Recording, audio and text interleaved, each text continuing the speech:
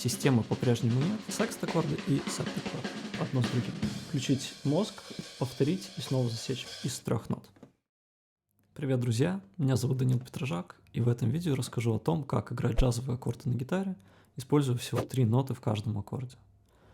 Это видео ориентировано на гитаристов, которые делают первые шаги в джазовой музыке и которые уже владеют базовой техникой и знакомы с азами музыкальной теории. Также я расскажу о том, какие аккорды обычно подразумеваются под джазовыми. Мы отойдем от подхода с конкретными аппликатурами аккордов. Вместо этого я покажу принцип, по которому вы сможете строить аккорды самостоятельно.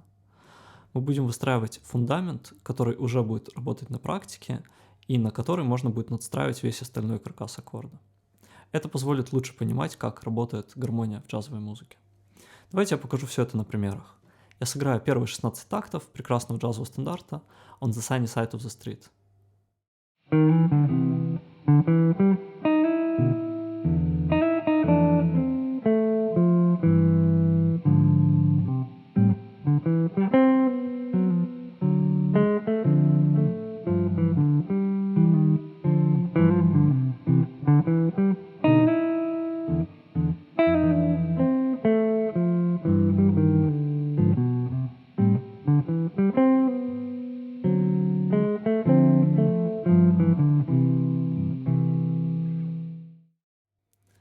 Еще один пример, на этот раз боссанова, How Insensitive, первые 8 тактов.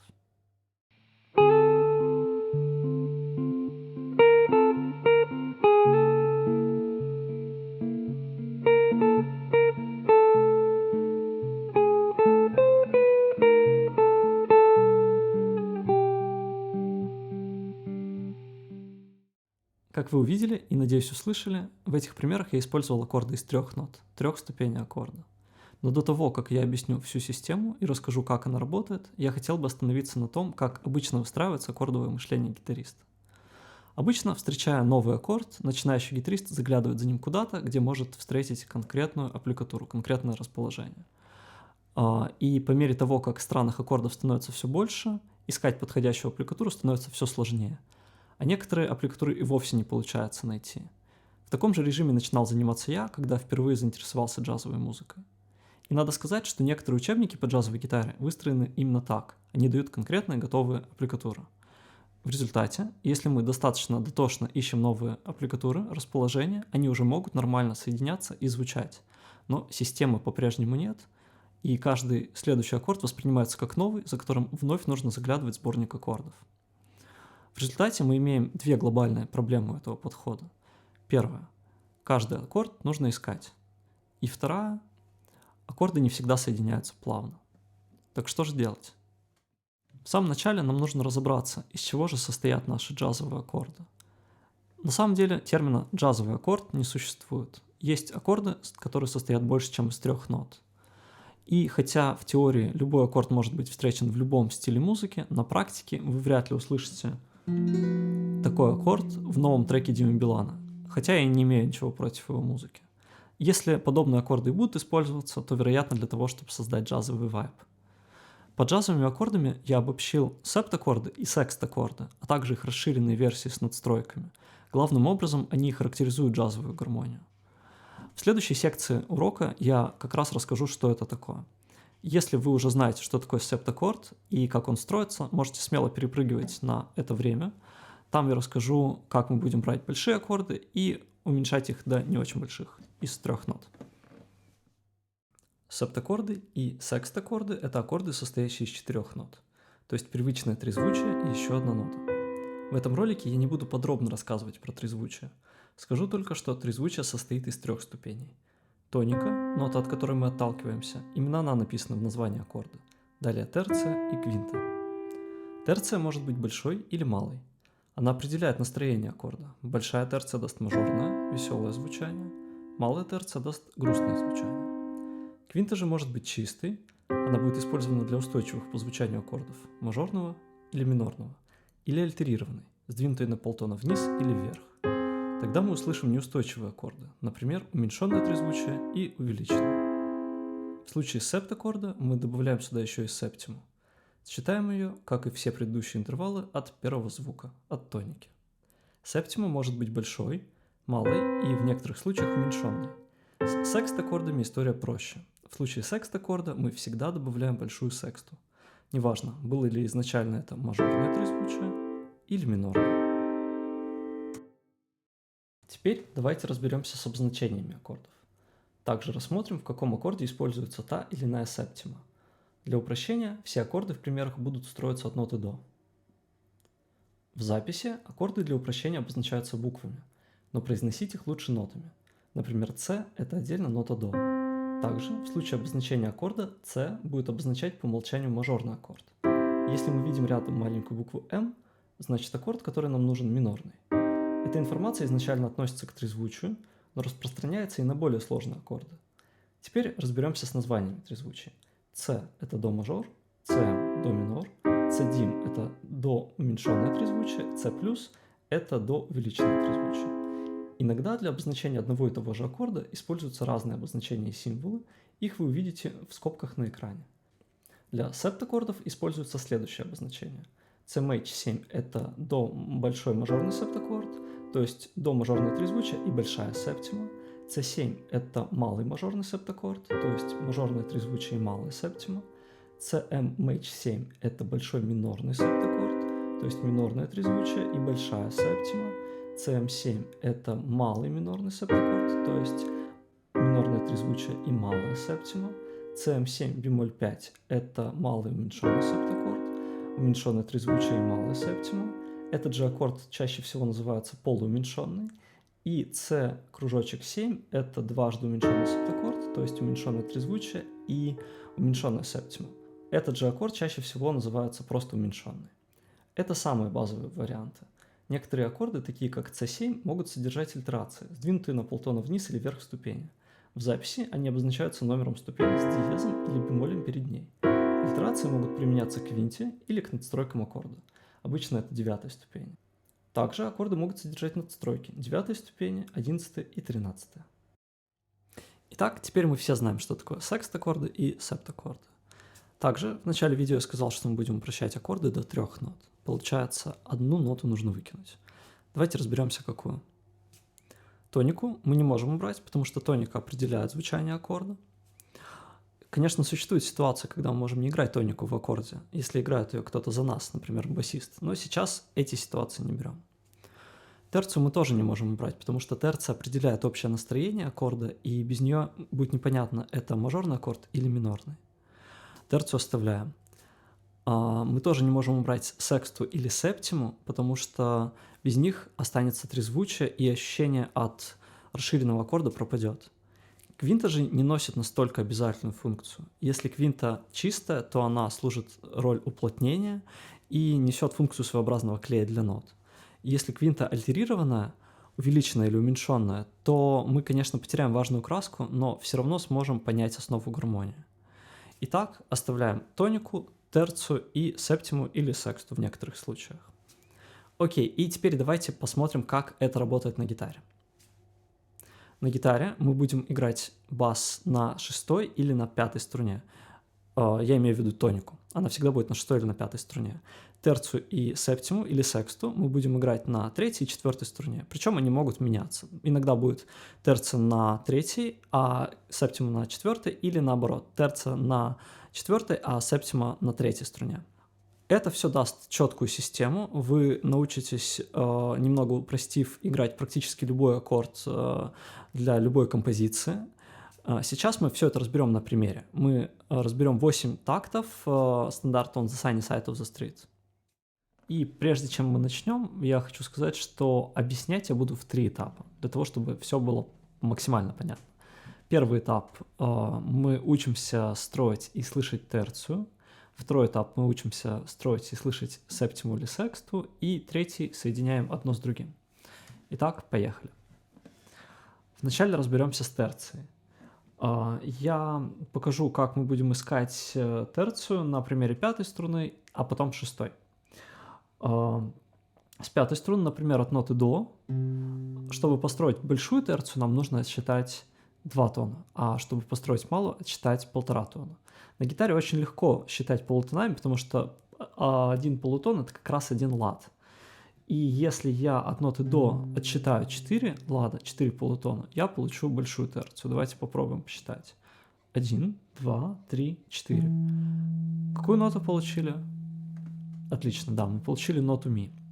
Если мы хотим получить малую терцию, минорную, нужно отступить на 1 лад влево, 1,5 тона тогда получится, ми бемоль. Но мы не можем сыграть одновременно 2 ноты на одной струне, поэтому вот эти ноты, которые мы получили, ми или ми бемоль, нужно будет перенести на другую струну, в данном случае на 4-ю. Так будет выглядеть большая терция, так будет выглядеть малая терция. Старайтесь обращать внимание еще на краски, то есть большая терция, она звучит радостно, мажорно, малая терция звучит грустно-минорно. И также нужно запомнить, как располагаются пальцы, когда мы зажимаем большую или малую терцию, потому что так они будут располагаться каждый раз, независимо от того, с какой ноты мы построили. То есть большая терция от до будет выглядеть так же, как и от ре, так же, как и от ми, и от фа и так далее. С малой ровно то же самое. Теперь разберемся с 6-й струной. На 6-й струне ситуация чуть-чуть сложнее. Если мы захотим построить большую терцию точно так же, как на 5-й, она будет точно так же зажиматься, то мы залезем на 5-ю струну, которую мы оставляем для тоники. Поэтому ту терцию, которую мы получили, точно так же большую или малую, нам нужно будет перенести на октаву вверх. Октаву на гитаре строить очень легко. С 5-й струны она будет выглядеть вот так. Нужно пропустить струну и пропустить 1 лад. В данном примере я показываю на аккорде соль мажор, то есть вот нота соль, большая терция, нота си, и переносим ее на октаву вверх, получаем ноту си здесь. И у нас получается такой интервал. Этот интервал формально называется децима, то есть терция через октаву, но то, что нас сейчас интересует, это то, что, несмотря на то, что она через октаву, она все равно остается терцией, мы слышим краску этой ступени. Поэтому с 6-й струны терция у нас будет находиться здесь. Это большая терция. С малой терцией можно то же самое проверить. Малая терция изначально здесь переносим через октаву, получаем на 3-й струне. Малая терция, большая терция. Любой аккорд, который мы будем строить, у него будет либо большая терция, либо малая. Теперь попробуем применить эти знания на On the Sunny Side of the Street первые 8 тактов. Вначале мы встречаем до мажор, до мейдж. Я начну отсюда, чтобы было понятнее. Большая терция. Построили. Дальше у нас идет си минор. Си — это соседняя нота. Спускаемся на 1 лад влево. Играем малую терцию. Это получится 4-я открытая струна и нота ре. Если вы играете аккомпанемент пальцами, то можно использовать открытые струны. Почему бы и нет, это отличный тембр для гитары. Но если вы будете впоследствии соединять это с штрихом медиатора, то вы не сможете использовать открытые струны, их практически невозможно будет нормально заглушить. Поэтому, если вы будете играть этим медиатором, вот эту ноту си желательно будет перенести в другую позицию, чтобы открытые струны мы не использовали. Тем не менее, сейчас я объясняю основной принцип. От ноты си, которую я вот выбрал в этом месте, мы перемещаемся к ми мажор, ми мажорный септ, это 6-я открытая струна, и большая терция, нота соль диез. То же самое, если вы предпочитаете аккомпанировать, играя медиатором, то вам нужно будет перенести этот аккорд туда, где мы не будем использовать 6-ю открытую струну. После этого мы перемещаемся к аккорду фа мейдж, нота фа, большая терция. Дальше мы переходим к аккорду до мажор с басом соль. Это необычный аккорд, его можно назвать слэш-аккорд, то есть название аккорда слэш нота, которую нужно сыграть в басу. И вот это будет такое небольшое исключение, потому что здесь, используя 3 ноты, мы будем использовать все 3 ноты аккорда, это не септ-аккорд. И в басу мы сыграем ту ноту, которую нас просят, в данном случае ноту соль. И точно так же на 4-й и на 3-й струне мы сыграем просто оставшиеся ноты. Мы сыграем большую терцию и сыграем тонику. У нас наше трезвучие будет выглядеть вот так. В принципе, не ошибкой будет сыграть вместо тоники большую септиму, но в этом примере красивее соединяется с просто трезвучием, с нотой до. Отсюда мы переходим к соль диез, уменьшенному аккорду, нота соль диез и малая терция, Окей. Мы приходим дальше к ля минорному септу, нота ля, малая терция. Отсюда идем в ре мажорный септ, ре, большая терция. Потом ре минорный септ, ре, малая терция. Соль мажорный септ, соль, большая терция. И turnaround ми, ля, ре, соль, ми минор, ля мажор, ре минор, соль мажор. Окей, прекрасно. Теперь отсюда мы перемещаемся к септиме и к сексте. Начинается наш второй этап. Точно так же я покажу сначала с пятой струны, потом с шестой. С пятой струны покажу от ноты до. Проще всего оттолкнуться от октавы сначала, потому что считать 7 нот от тоники не так удобно, как отсчитать одну или две ноты в обратную сторону от октавы. Поэтому я построю октаву. Вот она здесь же, там же, где была в предыдущем примере. Если я хочу получить большую септиму, которая будет использоваться в аккордах типа мейдж, я отступлю полтона. Если я хочу получить малую септиму, отступлю 1 тон. Если я хочу получить большую сексту, я отступлю 1,5 тона. Вот, 3 варианта. Точнее, да, 3 варианта. 1, 2, 3. С шестой струны ровно то же самое. Здесь нет такого же исключения, как с терциями. Октава, большая септима, малая септима, большая секста. Теперь давайте проверим это на On the Sunny Side of the Street. До мейдж. Отсюда мы перемещаемся в си минор. Си, малая септима.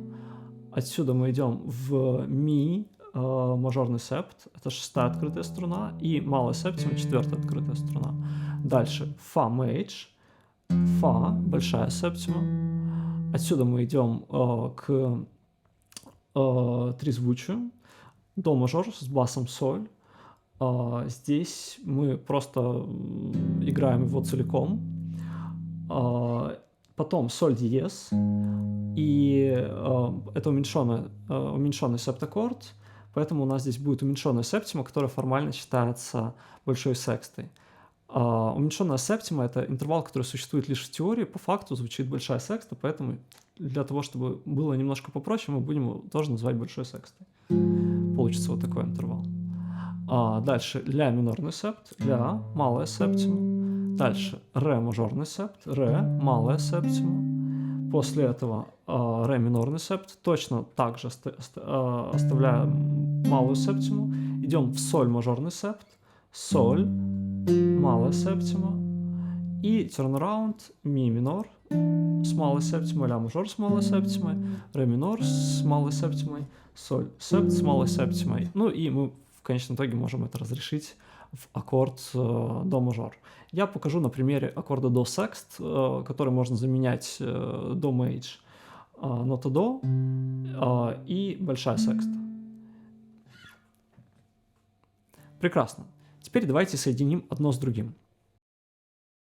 До мейдж, большая терция, большая септима. Идем в си минор, малая терция, малая септима, ми мажор, большая терция, малая септима. Фа мейдж, большая терция, большая септима. До мажорное трезвучие с басом соль. Дальше соль диез, уменьшенный аккорд. Малая терция, большая секста.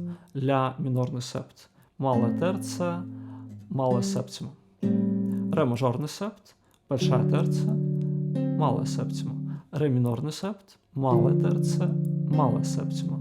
Соль мажорный септаккорд, большая терция, малая септима, turnaround, ми, ля, ре, соль, ми, ля, ре, соль. И если я приду в до секст, то у меня получится большая терция, большая септима, большая секста. Или его заменой может быть до мейдж. Это большая терция и большая септима.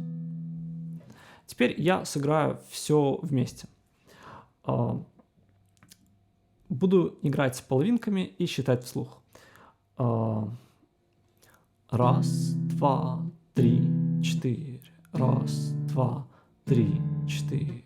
1, 2, 3, 4. 1, 2, 3, 4. 1, 2, 3, 4. 1, 2, 3, 4. 1, 4, раз, 2, 3. Окей.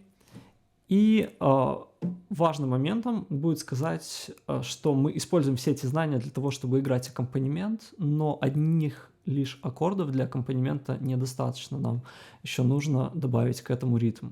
Но ритм — это слишком большая тема, чтобы уложить ее в этот же ролик, поэтому я могу дать лишь ориентиры, как работать с этой информацией.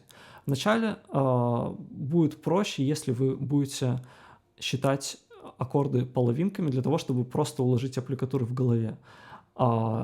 Также простым вариантом аккомпанемента будет аккомпанировать себе каждую четверть в таком свинговом варианте. Вы можете играть медиатором или пальцами, то есть получится вот такой вариант. 2, 3, 4, раз, 2, 3, 4, раз, 2 и так далее. Но помните, что если вы играете медиатором, вам желательно не использовать открытые струны. Теперь все то же самое мы разберем на примере боссановы How Insensitive Антонио Жобима. Первый аккорд — ре минорный септ. Я начинаю играть достаточно высоко на грифе, потому что это лучше соединиться с мелодией, конкретно в этом примере. Вы можете попробовать сыграть это с пятой струны, но с шестой струны соединяться будет красивее. Итак, ре минорный септ, потом до диез уменьшенный септ.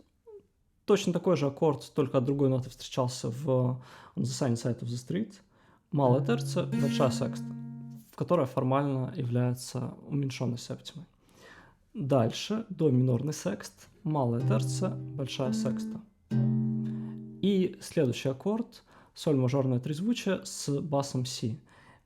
Здесь нам вновь нужно будет включить мозг и сыграть на нижней струне ту ноту, которую нас просят, это нота си. Будет очень хорошо, если вы догадаетесь, что си — это часть аккорда соль мажор, который написан в начале, и что останется сыграть лишь две ноты из этого аккорда — ноту соль и ноту ре. Когда вы встречаете такие аккорды, слэш-аккорды, здесь уже не получается игнорировать ноты, вы не сможете играть их исключительно зная, как выглядят терции, как выглядят септимы на гитаре. Вам нужно будет понимать, из каких нот состоит аккорд. Точно так же, как нужно будет понимать все остальные аккорды. И если вы не успеваете быстро додумывать расположение аккорда, то реально применять вы это не сможете. Хорошим вариантом будет потренироваться и на нотном стане написать себе все аккорды. Можно сделать следующим образом. Можно засечь то время, которое нужно для того, чтобы построить все аккорды, и на следующий день повторить и снова засечь время. Вам нужно стремиться к тому, чтобы вы строили аккорды быстрее, чем вы успеваете их записывать, чтобы аккорд всплывал в голове моментально. Только так вы сможете действительно это применять. Итак, давайте попробуем теперь соединить со счетом все аккорды из How Insensitive. Точно так же я буду считать каждую четверть, играть половинки. Раз, два, три, четыре. Раз, два, три, четыре. Раз, два, три, четыре. Раз, два, три, четыре. Раз, два, три, четыре. Раз, два, три, четыре. Раз, два, три, четыре. Раз, два, три, четыре. Большое спасибо всем, кто досмотрел это видео до конца. Вы молодцы, вы двигаетесь вперед. А также, если вам понравилось это видео, ставьте лайк, подписывайтесь на канал. И если у вас появляются какие-то вопросы, пишите комментарии, я буду рад на них ответить. Пишите, какие темы представляют для вас большую сложность сейчас в изучении джазовой гитары.